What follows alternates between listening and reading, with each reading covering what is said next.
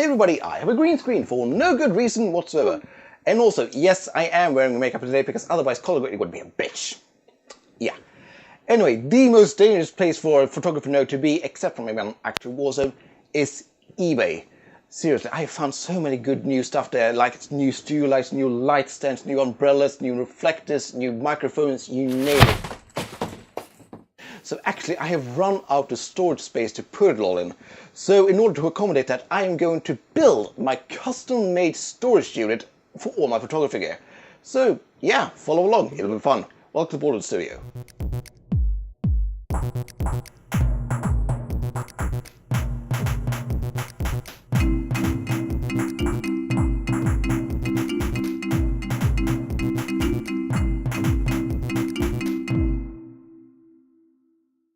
Yes, hello, welcome back, and I'm doing traditional sketching again. Yay! It's been a while. Oh, I haven't been doing it for a while, so I'm dodgy at it. It's quite a different doing traditional work, which is digital. Anyway, yes, I'm just so happy for my new setup, and I have actually upgraded my new setup one more time with a new lamp from IKEA, which is a bit sturdier than the one I currently had. Yeah. Anyway, as usual, you will start off by warming up, and then start doing the sketches or ideas that you have in your head.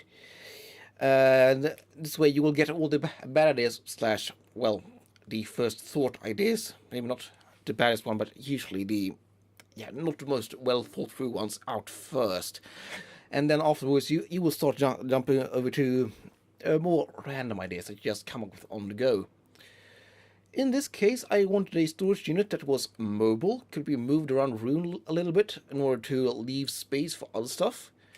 And also, I thought about having something that is I don't know, not coat rack, umbrella rack for all the umbrellas and soft boxes and whatnot that I now have. And also some other storage unit where I can keep smaller stuff, hopefully dust free. And since I thought about building all of it myself, I thought about maybe just do some really more awesome design, like round ones, triangular ones, you name it. You know, just sketch up the ideas. You may come up with something that you haven't thought about before. And also, in this stage, you don't need to be that accurate. You don't need to make it look pretty. No one's gonna see this except for yourself and possibly, some other designers that doesn't know what a thumbnail sketch is. But anyway, as you can see here, I'm doing a few ideas where I can get the not coat rack, umbrella rack lying down or standing up in a circle, triangles and whatnot, and yeah, just see what sticks. And none of these ideas here stuck. Actually, the ideas you saw me do first on the first paper, that's the one that actually stuck afterwards. Yeah, and as usual, I am recording this whilst I'm watching it. I don't know if it is good. If you want me to do more scripted stuff, or if you want me to do this, I don't know. Leave a comment down below and see what you like. Anyway, I'm almost done here, and I'm going to start jumping over to the actual rendering phase. Now, these two are the most simplest one I came up with, and also the first ones. You know, that can happen. You don't have to go for your later ones. You can go with the ones you just feel stuck at first. That does happen. It doesn't have to be more complicated than this. In this case, this is a storage unit down below where the wheels will be mounted to as well, and a umbrella rack on top, yeah, in order to keep all the bulky stuff. And in this case, I thought about building the whole thing myself, but I quickly realized that it is a lot cheaper and a lot simpler just to buy something on IKEA or someplace else in order, and then just mount something on top of it. Now, in this case, I had been working so much in digital for a last period of time that I have forgotten how to really do this in traditional. So one mistake I did here is to do the inking or the darker lines, as you can see me do here, first. Unfortunately, you are supposed to do this as the last step when you're doing traditionally, otherwise it will start smearing all over the sketch. So yeah, that's a mistake on my part. So if you see this, do the colors first and then the darker bits. But yeah, I'm just doing a few doing a more descriptive lines here in order to just show that there's a door here that needs to be open. Why I did this this render here is because I needed something to show to people when I went to the store. I've gone to the store a couple of times before saying, "Hey, I'm building something. Can you provide me with this?" And they just looked at me going, what the bloody hell are you talking about?" So get a nice rendering like this to the store and just say, hey, I'm building something like this. Do you have something that it could work? And they usually are quite good at complying with your demands. Or at least they just try to, and just try to seem like they actually know what they're doing. Yeah, anyway. What more can I say about this before you grow tired? I used Faber-Castell brush pencils and also Pro markers. I don't really like Pro markers because, quite frankly, they're not really that pro. They have a little plastic flinch in the lids that will actually damage the fiber nib if you push it down too quickly and aren't accurate enough. But the Faber-Castell brush pens, they are absolutely fantastic. And yeah, yes, the darker bits first. And I lighter bits first and then go for the darker bits. And it's a walnut color, I think. A walnut and peach in order to get the wood. And then a highlight marker just to get some highlight on the struts here. I thought it was would do this in aluminium pipes at first.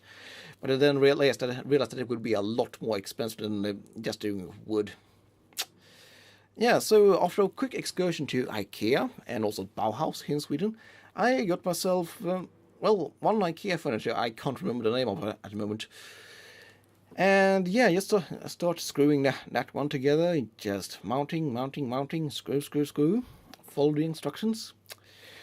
And I don't know why people complain about IKEA being complicated. They are not. They are so not. Also, this became a lot more inexpensive than it would be if I had tried to do this myself. The furniture itself cost about 200 kroners, I think. If I would do this myself, I would have to spend about 500 kroners, which is about, $50 or something. And now to the umbrella rack itself. I calculated that I needed about, let's say 9 meters or something in order to produce this umbrella rack. And yeah, this is quite boring, but actually it is just measuring, cutting, repeat, measuring, cutting, repeat, measuring, cutting, repeat. And in this case, I really wished I would have a real workshop in order to work in, because yeah, it just got really frustrating in order to do this completely with hand tools. But it worked after a while. Just you need to be a little bit more patient, and yeah, just accept the fact that you won't get as nice cuts that you would usually get. And also, I probably did a heck of a lot of things wrong here because I haven't done any kind of carpentry for many years. And you see this little plastic thing here that I'm using in order to cut straight bits. That is absolutely essential. And also, buy something that is a little bit more sturdy than the plastic bit here. Yeah, it got kind of useless after a while because it just got worn out. But as you can see here, it was easy enough to clamp the thing to the board, and then it start just cutting. Now I should say that I used plain wood here, already worked with, not worked with, already processed, and I should have at least sanded down the edges a little bit because there's actually a few blood stains on the thing afterwards. And that's just because the wood was plain and had a lot of sharp edges. But I can come up with a design feature on it that you will see later. And I don't think I would have made it look that good if I had sanded the edges in beforehand. And now, quick tip for everyone: if you're going to do something where you place the camera behind you, make sure you cover up your ass crack properly. Seriously, yeah, what did I do? And so in this bit, maybe I just shouldn't keep it in, but I kept it in just for fun. And right now, prepare for the quickest screwing of angle irons that you have ever seen.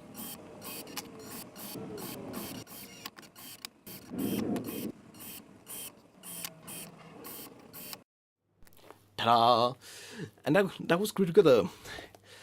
And this just made it a whole lot simpler to mount everything together a lot afterwards.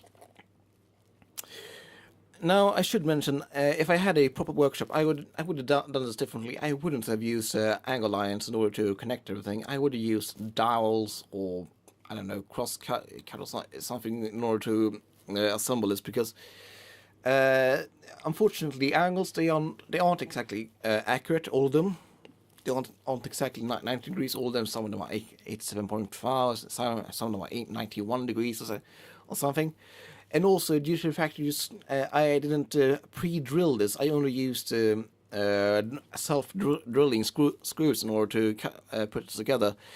It also had a nasty habit of slipping around and just ending up in places that I didn't want it to end up, and it made the whole thing a little bit crooked afterwards. But it's good enough for this. I'm quite happy with the fact that I managed to get it as straight as I managed to do it. And now for some staining. This because, well, there's a few blood stains that need to be covered. And also, it does fit to the trim with the house. We have a lot of black trimming on the around the windows and whatnot in the house. So this furniture will actually fit into the color scheme of the whole house, and also with the stuff I have in my room. And also take out the furniture here in order to try to color match the whole thing. This was 2 coats in the outside, and then 1 extra coat when I took it in afterwards, and just let it dry. And now over to the sanding. I did 1 more coat of black off camera, and also 1 coat of lacquer, and this in order to protect the wood a little bit more. And yeah, as you can see here, I sanded all the edges just to get a lighter color right on those bits. This is just decorative, and well, it won't look as worn out afterwards. And now for the final assembly. As you can see, I didn't pay much attention to the underside of this thing because no one's going to see it. So there was a few paper shingles that needed to be removed, and also a little bit more sanding on those edges where there had been a few droplets forming. But anyway, this is a very straightforward process. Just measure where you're going to put everything, drill, and yeah, just assemble. All in all, this project cost me about, well, let's say 300 kroners or something. No, let's say 400, which is about $34 or something, which is a very good price for something like this. And it's it's something I have designed completely myself, and I'm quite proud of that. 340, Jesus, I'm not crazy. Anyway. So yeah, for the final bit here, just to assemble and screw it together. Yes, as you can see, the white edges here, they make it look a little bit more decorative, and yeah, it won't look as worn out after a while, after a few years of me pulling stuff in and out. Yeah, and now I just fill the whole thing up with stuff, and I am done. Well, that's it for today. Join me next time when I will do something completely different. Now I'm just gonna have to unpack some of these stuff in order to film the intro. Anyway, if you like this video, please click like and subscribe, and also share this video with everyone you love and hate, especially the ones you love. It will really help us help out this channel. So in the meantime, have a nice day. Bye.